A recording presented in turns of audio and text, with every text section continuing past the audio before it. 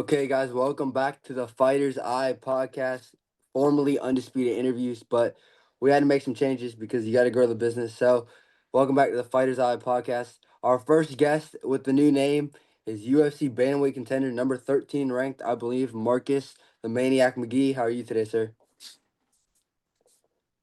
Great, man. Great. Blessed as always, man. Yes, sir. Yes, sir. I feel that. You have a big fight coming up July 26th. You think it'd be a main event with you and Pierre Yan, two top ranked guys. It's not even the co-main event, which is kind of weird. But when they offered you Pierre Yan, did you expect that name, or were you expecting like a Rob Font or a Henry Cejudo, someone that's not at that very top of the division? Oh yeah. I was definitely surprised. I was expecting more of like a Rob Font, Eamon Zahabi, Henry Cejudo, one of those guys. You know what I'm saying, somewhere around that area. So Yeah. it was pretty nuts to think that it was Peter Yan. But then when I saw that Peter Yan was looking for a fight, I was like, man, it's kind of crazy. It could end up happening, and then sure enough, it did. Yeah, because I know right after Umar fought Marab, Piotr wanted to fight Umar on the July Abu Dhabi card, which I was like, that's definitely the main event. And then when I seen the rumors about you and Piotr, I was like, dang, this is actually like not a bad fight at all. Like, because you just fought Jonathan Martinez in MSG of all places. I mean, I believe this is feature prelim. What did it mean to you to fight in the most historic arena and fight a top 15 guy like Jonathan Martinez, who's fought some good guys? Yeah, it was dope, man. It was dope to test myself against a guy like that and Jonathan Martinez, who's super underrated, if you ask me. I've thought he was Yeah. overrated for a while. You know what I'm saying? Excuse me, not overrated, very underrated for a long time. So it was dope. And then the event too, just being at the Madison Square Garden, feeling that energy, feeling the crowd. Being that was the first card that I fought in that was a crowd too. I was at the Apex, the other three fights. So it Yes, was sir. dope to Yep. kind of break out of the Apex and do it in the fashion that we did it. Yeah, and on the John Jones card of all cards, Yeah, the it was a biggest big card card. with the biggest name. Yeah. And I mean, people are like, I keep out there like, how crazy? But I was like, it was chill. It was pretty chill. They're like, that's not chill. That's crazy. I'm like, yeah, it was crazy, but it was chill. You know what I'm saying? This is what we do at yeah. at the highest level. So, it was Did, awesome to be there. yeah. Were you able to get a photo with him? So I have a photo with him from a while ago because I had already met him before. So I got to talk to him Oh, again. So that was cool enough for me. all right. Yeah, I feel that. I feel that. And you train at a gym, a great gym as well. The MMA Lab with some amazing guys: Sean O'Malley, Mario Bautista, Jared Cannonier. Let's see who else. Jakar Cloak, Benson Henderson. I mean, What does it mean to you to be able to train at such a big gym up in Arizona with the great minds like Tim Welsh and O'Malley? And since going to that gym, how has it helped you evolve your overall MMA game and just your fight IQ in general? No, it's huge, and Sugar and Tim don't really come around as much. They're doing their own thing at TWBJJ, so their gym's getting huge and they're killing it over there. So, but more so, it's like Mario Batista, Kyler Phillips, Terry Cannonier. Those are the guys who I work with more than work with Sugar these days. Hmm. But yeah, man, it's huge, right? Even back in the day, me and Sugar used to work with each other. It's just huge, man. Huge putting yourself around those type of people who are just dedicated to the craft, dedicated to the game, Yep. watching them work and grind and then grinding right alongside them and kind of chasing the same dream and building that type of community and love and base. So it's pretty amazing. I'm appreciative of it for sure. I mean, yeah, completely. Obviously, yourself fighting Pierre Yan July 26th. Jared Cannonier fighting Michael Venom Page at UFC 319. O'Malley just fought the champ Marab.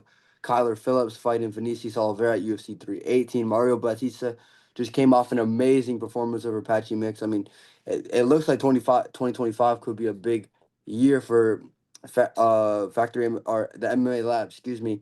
If Jared goes out there, beats MVP, Kyler goes out there and shuts out Vinicius. It could be Gym of the Year contender. Jakar Cloak fighting Edson Barboza as well. I mean, you guys could be up there with Yeah. the Fighting Nerds, American Top Team. Shoot a Yeah, box. You guys could really be up there.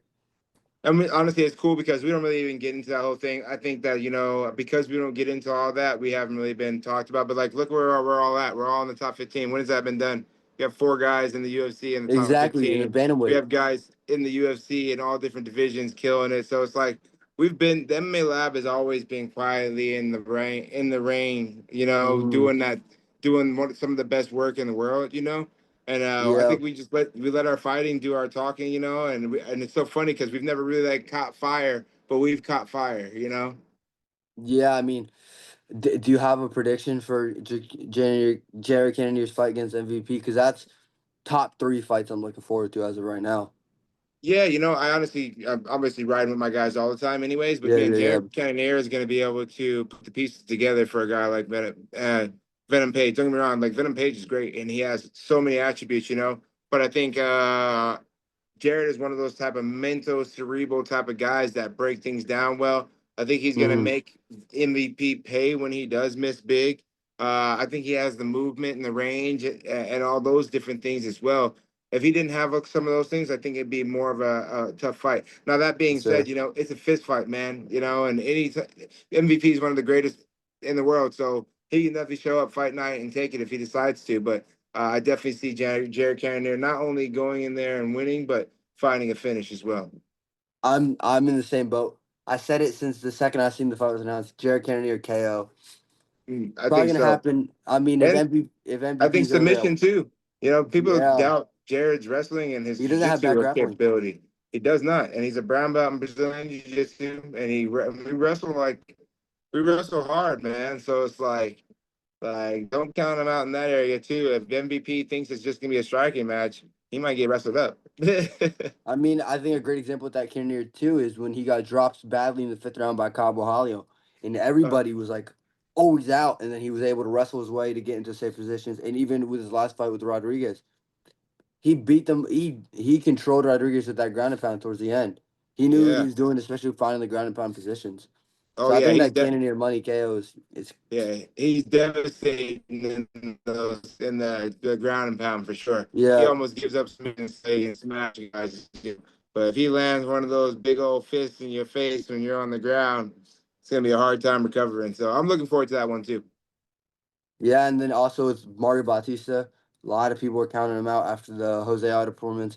Went in there and not only beat Patchy Mix on the feet, dominated him, won every round in my opinion, and probably had one of the probably the best performances of his career and made it look kind of easy to beat Patchy Mix on the feet. Yeah, you know, and all these people doubted him, and I said it right after my last fight. You know, I was like, watch, everybody's gonna sit back and be like, oh, we look stupid after he comes back and fights again, and go figure it was against a guy like Patchy Mix. You know, everybody counted him out. Like, first of all, everyone wanted him to lose, which is already crazy. You know, like that. It's just nuts that people are that dedicated to wanting a guy to lose, especially a guy like Mario, bro, who literally has let his fighting do the talking. He has Yeah. six great fights where he's finishing guys left and right, having tough fights against guys like Ricky Simone, and multiple other guys, and then he has a fight against Jose like he does, and then everybody counts him out, and then wants to see him get hurt and threaten him, and then he comes out and have a perfect performance like he had against a guy like Patchy Mix. Yeah, I was super happy for him, man. I mean, absolutely. And I think like I feel like people don't do tape study when fights are announced, especially just like, of course, fans don't have to. They could just look forward to the fight. But if you look back at Mario Batista's fights before the Auto, not any of them were boring. They were either first round finishes or fun fights. That Ricky Simone fight, like the first quarter of 2024, that was one of the fight of the years. That was an amazing fight, and I believe Bautista dropped him, not if not once, twice. So Yeah, and I'm not gonna lie, I was upset with Mario Batista's performance of Jose Aldo because I love Aldo.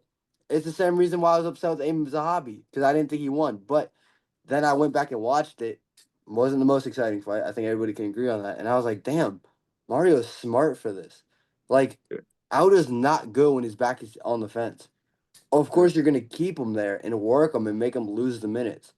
And I even saw people saying like, "Oh, we hope Mario Batista dies." I was like, it's that's not right." intense, bro. Talking about his family, talking about his what you know what I'm saying? Like, bro, Yeah, yeah, yeah. things that should never be spoken about regardless. This guy went into a cage where his health is at risk against the best guys in the world, and he did everything he could to win a fight. And you guys are threatening this guy and hating on him because of it.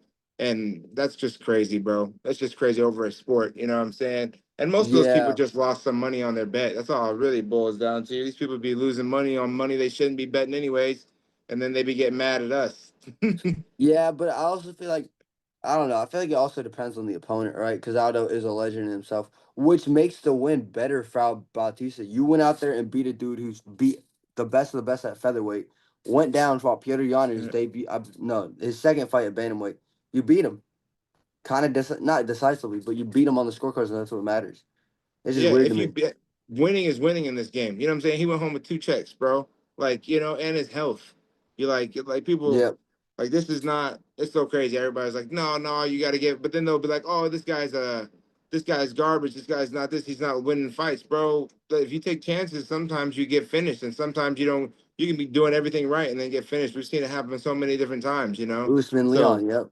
exactly, doing everything right, killing them, doing, and then last minute getting tore up. So it's Uh, like they don't understand what they're talking about. Forgive them for they know not what they do. And another thing is, Amin Zahabi just beat Jose Aldo, and I haven't seen any backlash on that. I haven't seen anybody saying, "We hope Amin Zahabi gets knocked down in his next fight because he beat Aldo." I didn't even Yeah. think he won. I didn't even think Zahabi won the fight, but I was like, nobody's If saying you anything. ask me, it could have went either way. You know what I'm saying? Yep, Like I'm not mad that he won, but I wouldn't be mad if Jose won either. Like he didn't. It's not like he dominated that fight. There's a lot of things that Jose Aldo dropped the ball on, and as you saw, he ended up retiring. You know what I'm saying? So, and yep, more kudos to, and no one's gonna again. It's crazy because I don't think they should be on Amon. However, he won the fight. He won it. At fair, yep, it's over. He won it. He got two paychecks and beat a legend. That's just how it exactly. is. You know what I'm saying? Yeah, that head kick Aldo hit Zahabi with was absolutely filthy. The fact Yeah, that Zahabi didn't go unconscious, I was like, "Damn, this dude does got a chin on him. Like yeah, you that ate was that nasty. straight on the chin." Yeah, that was nasty. That was insane. But let's get back to your Jan fight, right? I mean, you took the fight. Obviously, the fight's official. What are your thoughts going into this fight? What are you expecting in an like? Where do you think this fight is most winnable for you? Do you see yourself like just being able to outwork Peter Yan on the feet, or are you like, all right, I might have to use my grappling in this fight because we've seen with Peter Yan against Marab and Aljamain. Sometimes he can slack on the grappling. Like what do you feel is going to be your advantages in this fight that not a lot of people are seeing as advantages for yourself? I think that, people overlook the fact that Peter Yan is great at everything. You know what I'm Mm-hmm. saying? So I think mixing things up and being very calculated is a big play on when you're fighting a guy like Peter. I mean, you can't really go out and say like, oh, he can get controlled in the grappling. There's been plenty of times where he's out grappled guys and gotten top position and finished guys that way too. So I think Yep. just mixing it up well and obviously striking is my strong point. Obviously, I do think that in the striking department, there's going to be some areas that I shine. And there's some things that he does very well as well. So I do see it being more of a striking battle, but I absolutely see us getting into grappling exchanges as well. I can absolutely see that, especially once we start landing on each other. I expect a 3 round war. I'm looking for a finish. I'm sure he is too. Um, but yeah, I'm going into this thinking that we're going to war for 3 rounds. A very high paced fight, a very calculated chess like fight. And yeah, it's gonna be war. Oh, this fight is 3 rounds. I thought it was 5 rounds. I don't know why. I keep thinking No, this is a no, fight night main event. I keep thinking, but I mean, three j- rounds. I know some fighters, right? They watch a lot of tape and some don't. Do you watch tape on your opponents? I absolutely do, but I don't get too crazy about it. I've watched Peter Mm-hmm. for years. Before I even got in the UFC, I watched Yep. a lot of these guys. I'm a fan of MMA. I'm a fan of these guys. I'm a fan of different things that they do. So I absolutely go back and look at guys, but I just like to see mannerisms. I just like to see timing and speed and distance. Those are the things I need to look at. And at this level, you have to be ready and expect everything from Mm-hmm. everybody, right? And be precise. Because we can all use all the assets. We can all wrestle, we can all do jujitsu, we can all strike. Now, Yep. now, at what level and how do you mix those things? I think that becomes the level, that becomes the IQ, right? Mm-hmm. Yeah. I mean, would you? Do you go certain far back, right? So, like, for example, Peter Yan fought O'Malley, I believe, in October 2022. Is that a fight you'd rewatch, even though it's over 2 years old, or like, doesn't matter to I mean, you? I would go look at it. I might look at it, but it's not going to be anything like I overlook. I just like to look at different Yeah. fights, you know. And again, that is such an old fight, and I was part of Sugar's camp for that fight, you know. So Yeah. I had looked at Peter around that time too. So like I said, I'm very familiar with Peter, and you know, I was with when Peter fought Song in Miami, I believe. I was there for Kyler Hmm. Phillips versus Pedro Munoz. You know what I'm saying? Yeah. So like That's I've been true. around for these fights and been around and seen them. So I have went back and checked out some of his tape, you know, and looked at some of his fights just to see certain things. But again, I think that's where we get overzealous. Peter Young's going to come to fight, and he does everything well, and he's going to mix it up, and he's going to use things Yeah. at what times work best for him, you know. Yeah. I And he's mean, very calculated with it. So I have to be calculated as well. yeah. I mean, like even just for Russian MMA, I think he's top five best Russian fighters in the world right now.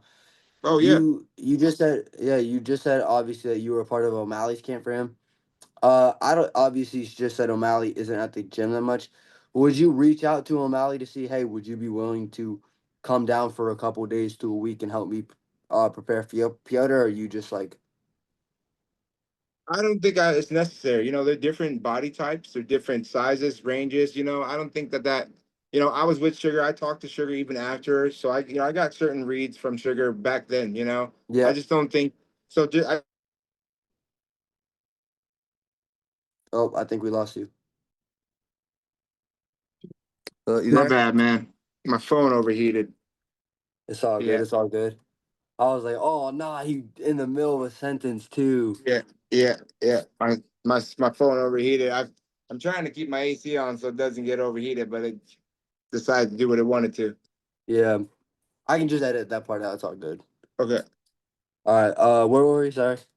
Oh yeah, yeah. So yeah, at the Sean O'Malley. So yeah, I Yeah, think yeah, it's just different body types, you know. So no, that's not something I'm looking to do. Now, if Sean decides that he wants to come around and be in the gym and everything like that, then I would love, you know, I'll pick his mind. But no, I haven't thought about hitting him up and asking him anything like that. And mostly not because I can't, you know, and I know he would give me great information, but I just feel like it's not necessary, it's not a necessity, right? Mm-hmm. Mm-hmm. I think we have the reads and the things that we need. I think sometimes again people do too much and they dig into too much. Me and Peter Yan are fighting July 26th, and I know who Peter Yan is, you know. So I just need to be ready to fight Peter Yan. I don't need to overthink. I don't need to overdo it and be like, oh, he's gonna for sure, and he's gonna for sure. Peter Yan does everything well. I have to be there and be ready to do everything well, like I can. Sir, absolutely. With the win over him, where do you think that puts you in the division? Would you You know, call I for a would title fight? top five, but I don't necessarily think I'll call for a title fight. I'm not gonna say no to a title fight either, you know. But Mhm. I'm not looking past Peter Yan, you know, and whatever happens, I'm not in a rush, you know, I'm not rushing anything. It just so happens that this is how it's gone, you know, that I'm ended up fighting Peter Yan, that my career has moved as fast as it's gone, but I'm not rushing. So when after we're done with Peter Yan and after we get that W, we will look at what the UFC wants to do and where we are and what's going on in the division. And you know, I'll be there and ready to do what's next. Yeah, I mean, like I feel like some people, right, in your position, you go there, you beat Peter Yan, they would be like, all right, I'll wait till next year to fight again. Would you want to fight again if you Yeah, win or lose? I would like to fight again this year. Win or lose, I want to fight this year again. That's the plan. I wanted to fight. I've been saying I want to fight 3 times a year. You know what I'm saying? That's the plan. I want to fight 3 times a year. I know it's super hard to do at this level. You know, Yeah, it's that's super true. hard to do. But 3 times a year is what I'd like to do. At least twice. You know what I'm saying? And so yeah, fight. You know, July, and then get. You know, God willing, everything is well and we're healthy, and you know, obviously we plan on having some bumps and bruises, Hmm. but be coming back healthy, getting right back into training, and you know, taking something in November, you know, October-ish, you know, would be great. I'd love to see you and Umar on the October pay-per-view. You know, possible for sure. So I definitely, again, I haven't thought past Peter. I have a lot of work to do with Peter. You know what I'm saying? And even after that, you know, who knows what's next? Where Umar be? Where all these guys would be in their ring? You know, I'm sure. Yeah. So you know, the sky's the limit, man. Yeah, and I know O'Malley just said he's fighting again soon, that he's going to have news relatively soon. I don't know if Yeah, you and know anything about that. I wonder who that is. You know, maybe he already did get the Umar fight, and he'll be fighting Umar in October. You know what I'm saying? I Who hope he's Song knows? Yadong. Yeah, and that's I hope possible too. But I I heard hope Song had already had a fight in August though. So I already heard that he's fighting somebody. So I Oh, think Rob Font. Oh, that's Rob right. Font. Yes, yeah, Damn. yeah. So I Damn. wonder maybe it's Henry Cejudo. You know what I'm saying? So That's an easy who dub. well, I think so too for him. So I will see what happens. You know what I'm saying? And the division is just so shaken up. So I'm just looking forward to going out there, finally being able to get back in there, have the performance of my life against Peter Yan, and then get back with the UFC, get back with the team, and take on the next big mountain. Yeah, I mean that's funny. I'm literally wearing the O'Malley shirt. Yeah, I see that. I You didn't notice know. that at first. That's what's up. But obviously we've been talking about the UFC bantamweight division for most of the interview now. How do you how do you feel this era of the bantamweight division stacks up against previous eras? Like obviously we have yourself, Corey Sandhagen, Piotr Yan, O'Malley, Marab, Bautista, Henry Cejudo, who was part of the previous generation. Eamon Zahabi's getting up there, Patchy Mix, Payne Talbot too. We have all these guys up that are either in the division at the top and been there and provide like consistently showing they're great, or we have up and comers like Felipe Lima and Payne Talbot working their way up, yourself working your way up. And how do you think this generation compares to the Aljamain era or Pyongyang era when he was champion, or even as far as back as the Henan Barao era? Yeah, I think it compares pretty tough. I think it's like I think we have all the way up to number 30 and up to number 40. Every single one of these guys are killers, and on their given night, they can kill Hani Barcelo. You know what I'm saying? He looked Yeah, fantastic this weekend. Shit, honestly, took to my parlay, but yeah. Cody Garbett looked pretty good still. You know what I'm saying? He came back and looked all right. So these yeah, guys, yeah, yeah. man, and they've been around for a long time. You have, I mean, the Jonathan Martinez's. You for the Chris Gutierrez's. You know what I'm saying? Like all these guys. Ricky Simone Figueiredo look, too. He's up there in Ricky, age, but he's still doing his thing. 100%. So these guys that we have older guys around, and we have all these new guys who are killers. Malcolm Wellmaker, you know what I'm saying? Fantastic, Dude, looking great. You know what I'm saying? All these young studs that are coming up that are killers as well. So if you ask me, I think the bantamweight division is the best it's ever been. And on any yeah, given night, all the way up to number 30, the number 30 guy could give the number one guy a hard fight. I really believe that. So I mean, it's kind of proof for where I came from the fight. Even Jonathan, even now people are saying out there, there's levels to it. I hear you, and I believe, and I know there's levels to it, but the levels have changed. Now you got number 13 fighting number 3. And when they see the fight, they're gonna be exactly. like, damn, the levels have changed. You know what I'm saying? Like, yeah, there's levels to this, but these guys are on the level. These guys are getting on the level quickly, and it's getting pretty dangerous out here. Hey, it's funny? I think O'Malley was ranked 12th when he fought Piotr, and he Mm-hmm. won. You're ranked 13. It's the same thing. You could have the same map as O'Malley. If you go out there and beat Piotr, they could be, dude, this dude could be like O'Malley. He could go out there and beat Marab. He could go out there and beat Corey Sandhagen, which is kind of funny considering he used to be a big teammate of yours, that you guys are having the same fight at the same point of the rankings, which is always Yeah. insane. Very, I don't think God makes mistakes, man. You know what I'm saying? His Yeah. timing is perfect, and for whatever story he's writing, I'm here for it. You know what I'm saying? I'm here for it. But it is pretty amazing, especially because I was a part of Sugar's camp for that. You know what I'm saying? And we were Hmm. training together a lot back then.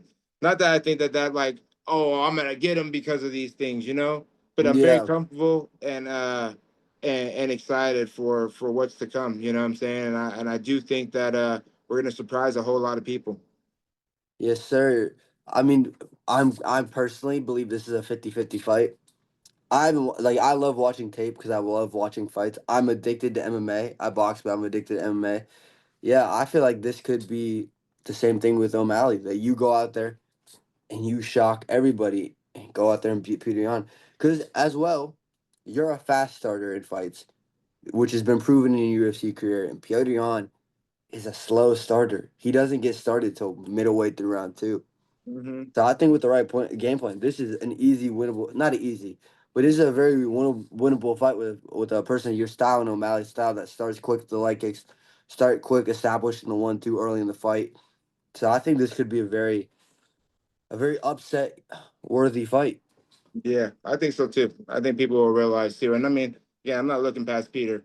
I'm looking right at him. I'm gonna Mm, look him in his eyes. I'm gonna respect him and bring the best version of the Maniac. And yep. I'm excited, man. I'm super excited. So let's get it. We got five Yeah. weeks to that date. You know, Oh, did you know Malcolm Wellmaker's 31? Yeah, I knew that.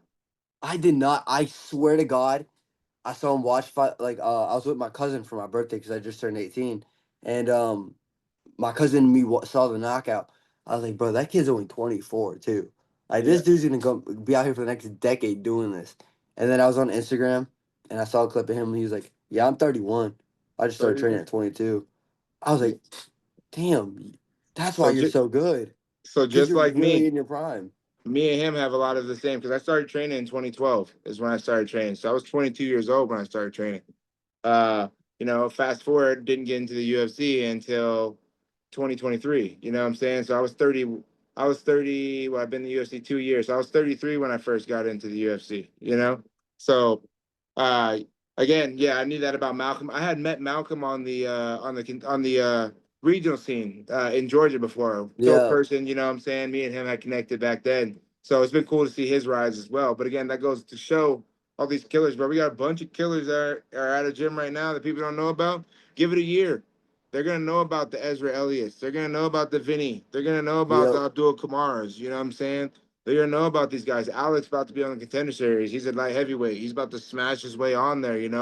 We're working hard and we're coming to test ourselves. You know what I'm saying? So he these is guys there. better be ready for that. Yes, sir. I mean, I could see Malcolm Wellmaker fighting Jonathan Martinez next. If you Yeah. look at O'Malley's performance against Moutinho, Hmm. round three stoppage, late too. And it's a little weird one. Malcolm went out there and shut the lights off like that. One shot and it was done. I Yeah. think that's Yeah. KO of the year. I think that's the knockout of the year. Yeah, and Malcolm has different power than O'Malley. Sugar. Sugar has power, but the way that they hit and the things they do are different. And you know, you got to respect these guys. And I don't feel like Chris respected him.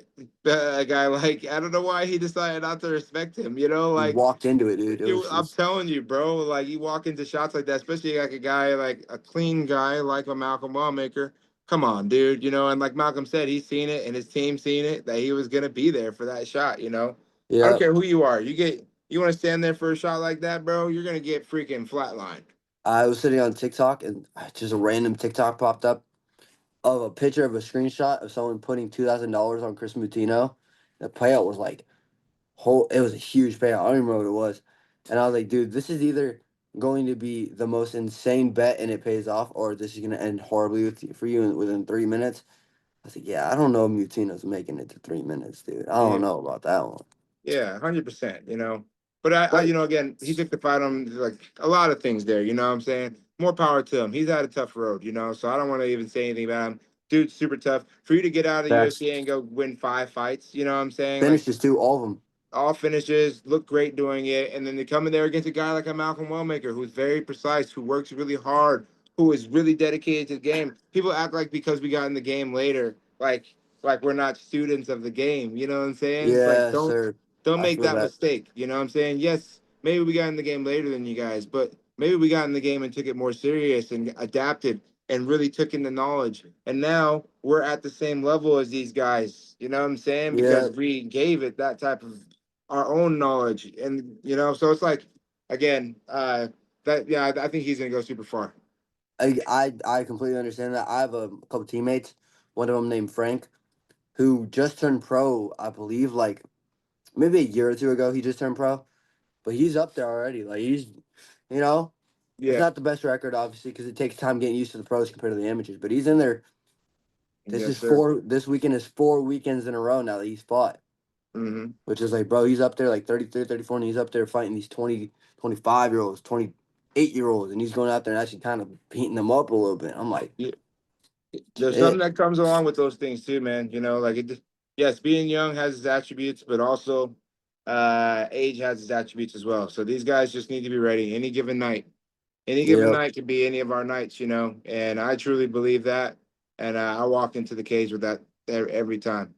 Yes, sir, absolutely. Hopefully they don't cut Cruz Matino. I don't Hopefully. think they will. They'll give him a Hopefully. couple more fights. I think Yeah, they'll give hope him a it, couple. at least they give him one more to see just 'cause I feel Yeah. like he is UFC ready. I feel like he's on that Um, level, dude. And it's so I think he frustrating. needs to get. I think he deserves two more. Dude, that's a tough fight to take on that short notice, and this Exactly. superstar 2 weeks and notice. all these different things, bro. I feel like he's owed that. You know what I'm saying? He's been and he came in to do the same thing and get to Sugar. he's owed that. You know, give this guy some clout. Let him make a couple paychecks in here. Win, lose, or draw. I think he deserves to make a couple paychecks. That's just me saying it, but who knows? No, I agree. Heck, I agree. Give him one or two heck yeah. more. Yeah. You know, because I think he's good. If he's out there finishing everybody on the regionals, you know, he should be. Yeah. He should be in the UFC. If he's going out there to beating the dudes the way he is. It just yeah. Yes. Yes, sir. But I mean, and obviously with the bantamweight division, Bryce Mitchell is now coming down to 135 to fight Saeed Nurmagomedov. How do you see that fight playing out? And like, how do you see Bryce Mitchell doing at 135? Considering he's been up there at 45 for a long while now, fighting the Ilya Taporias, the Josh Emmets, John Silvas, Danny Gaze. I think he'll do well down here. You know, I think he's gonna need to be able to make the weight. You know, we'll see how he makes the weight. I think that plays a big part. Mm-hmm. Easy to talk about making the weight, harder to make the weight than go out there, perform, rehydrate, all those things. So we'll see how he does with that. You know, I think that's gonna be his biggest fight. Other than that, Bryce Mitchell has always been great. I think he Yep. has I think he has a lot of good grappling sequences. I think he'll be similar to Apache Mix, you know, in our division. You know what I'm saying? Just actually knows He'll that strike a little bit more. 100%. You know, and I would compare the striking with each other. You know what I'm saying? Like I think Patchy is more stabbing. He stabs his shot than Bryce, but Bryce is a little Mm-hmm. bit better with angles and movement and calf kicks. But you know, as far as grappling prowess, you know what I'm saying? Both of them have very heavy grappling, good good wrestling, body lock wrestling for the most part too. You don't see them really take double legs or do anything like that. They're most likely going to get a body lock, The try to inside get trips. Yep. inside trip, try to get that back position. So I think he's going to do good. But, you know, he's got Saeed Nurmagomedov, who doesn't stay still. So we'll see how he does against that. And Saeed's going to throw a lot at him. I think I do think that he's going to be dangerous for Saeed in the third round. You know, so it depends on what type of Saeed is in the third round. If he's tired like he usually is in the third round, like you've seen him be against a lot of different guys, like Jonathan Martinez, like these other guys, then I think Mitchell will do a lot in that third round and can secure a finish. You know, but if he can stay moving, stay on his bike, and keep on tagging Bryce, I think that he just pulls away in the striking. Yeah, because obviously, I mean, he sorry, Jonathan beat Saeed, and then you went out there and beat Jonathan, and then Vinicius Oliveira beat Saeed Nurmagomedov, and now he's fighting your teammate Kyler Phillips, which is kind of funny that you beat Saeed and then you fight one of the guys from your gym right after. Yeah, yeah. And I mean that's it. And honestly, with Saeed, that was a tough fight. You know, I had to go on either way again on that one too. You know, I think With Saeed did a lot of Martinez? good. No, for Saeed versus Oliveira, Oh, okay, okay, Vinicius. okay. You know what I'm saying? So that was a close one too. But again, it came down to the third round, if you ask me. You know what I'm saying? I think Vinicius was a little bit more of a dog. He wanted to be there. Mm-hmm. You know what I'm saying? And Saeed was trying to get time off the clock. You know, Yeah, I so mean, that's why they call him Lock Dog. look dog. Yep, yep. Loc Dog. How do you see that fight with Kyler Phillips and Vinicius playing out? I mean, obviously, I'm assuming you're going to pick Kyler considering that's your teammate, but like, Kyler is coming off a loss against Rob Font. Do you feel that just benefited him in the end because he was getting fast tracked? I mean, he went out there, had a beautiful performance over Pedro Munoz, 30-27s in my opinion. And then, he was a big favorite going against Rob Font, oh, shoot, who is, sorry, Yeah, I'm who, about my phone's gonna heat up soon, so yeah, just give you a heads up. So yeah, probably yeah. wrap it up pretty. But yeah, yeah. Well, I All right. think he's gonna do well. I think he's gonna do well. I think he's gonna beat him. I think honestly, I feel like Kyler beat himself in the Rob fight. You know what I'm saying? Not beat himself, Yeah, but like I think he did a lot of great things, and Rob did a lot of great things, right? But I think Kyler learned that he like is like that good. People don't understand how good Kyler is, and I think that I think that just in that performance, a couple of things got to him, you know what I'm saying? And that's how it happened. I think a guy like Vinicius is going to bring that dog out of Kyler. Kyler's a dog too, and he's shown it a yes, lot of sir. different times. And I think that against guys like Loke Dog, that's where he shines the brightest. So I'm really looking forward to watching him make his comeback and against a guy like Vinicius as well. Yes, sir. Absolutely. I feel like that could be the fight of the night, to be Yeah, honest with you. I agree. Yeah, and every single one of his fights are exciting. Even the Rob Font one, I think he went out there and he completely dominated the first round, and then just kind of fell off the second two rounds. You know what I'm saying? Mm-hmm. And it was a competitive fight. And if you ask me, I don't think that that was Collar anywhere near his prime. You know what I'm saying? Like, uh, that wasn't the best performance. I've been with him for all his performances. You know what I'm saying? I know what he's capable of, and for him to go out and have a great first round like he did, and then the other two rounds be shaky, I think it was just like a one off type thing, and I'm looking forward to the new and improved. Yes, sir. Absolutely. Well, we can wrap it up with one last question. I mean, I ask everybody this. Do you have a message or a just anything you want to say to all your fans and supporters that have followed you throughout your career, all the way from your first amateur fight to right here, sitting here now? Like, what can we expect from Marcus McGhee in 2025, both inside and outside the octagon? Yeah. I appreciate everybody who follows me and who gives me love. And the message that I've been receiving deep in my heart, and the message I've been trying to preach is Jesus is King and He's coming back. So Yes, make sir. sure you get Absolutely. right with Jesus Christ. You know what I'm saying? All this other stuff is great, and be grateful for it, but don't worship the gift, worship the gift giver. You know what I'm saying? So that's my message to everybody. I know that that's what I'm working on. It's not about being perfect, but it's about submitting to Christ, submitting to God, understanding His plan for my life. So I would like people to start pushing into that, because those are the more important things that are real. Fighting's great, but fighting's for worldly glorious things, and there's got to be more than that. So another thing is too, I just appreciate all my sponsors.